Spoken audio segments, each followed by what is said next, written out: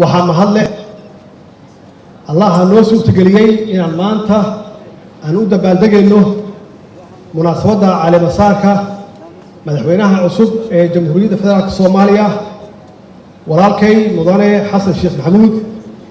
madaxweyne waxaan ku leeyahay hambalyaan ku leeyahay, waana wax aan ku faani karno in doorashadii ay noo qabsoontay oo noo hirgashay ayna noogu hirgashay jawi nabad ah oo lagu wada qanacsan yahay oo raali laga wada yahay. waa guul ummadda soomaaliyeed u soo hoyatay oo taariikhda ay xusi doonto. waxaan ognahay in dowlado institutionkooda naga facweyn oo dimuqraadiyada ay natiijada doorashooyinkoodu mararka qaarkood uu hareeyo muran iyo khilaafaad. guushaan aan maanta ku faanayno ma laha qof keliya, waa guul soomaaliyeed marka laga eego sawirka guud. waa guul sumcaddeenna dowladnimo, waa guul ummadda soomaaliyeed iyo dalkeena sare u qaaday. macnaheedu waxay tahay dalku wuxuu leeyahay dowlad shaqaynaysa iyo hoggaan la doortay oo sharci buuxa leh.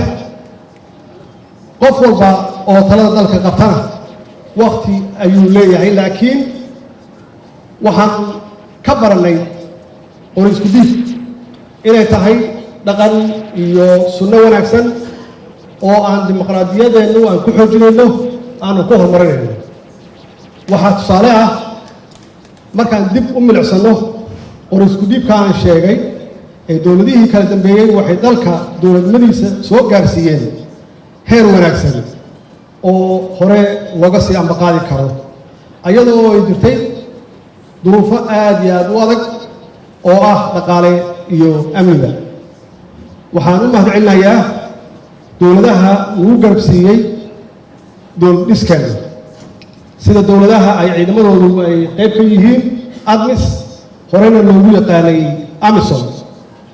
marna ma ilaawi doonno ciidamada amisom ama admis ee naftooda u huray, xubnahooda qaaliga ah ku waayey difaaca dalka.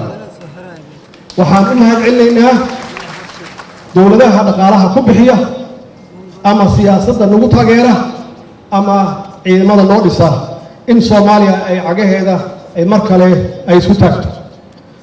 waxaa kaloo mahad iska leh shacabka soomaaliyeed oo meel kasta ay joogaan oo taageero buuxda siiya dowlad kasta oo timaada. muwaadin kasta waxaa waajib ku ah inuu garab istaago dowladnimada, ilaaliyo sumcadda dowladdeenna iyo madaxdeenna, oo weliba aan ugu duceyno inuu ilaahay u fududeeyo.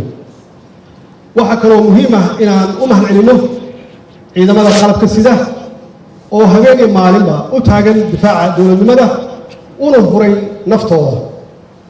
allaha u naxariisto inta naftooda ku weyday difaaca dalkooda. madaxweyne waa ku garab taagannahay, waana kula shaqaynaynaa. wixii tala aad na weydiisatana diyaar ayaan kula nahay. maxaa yeelay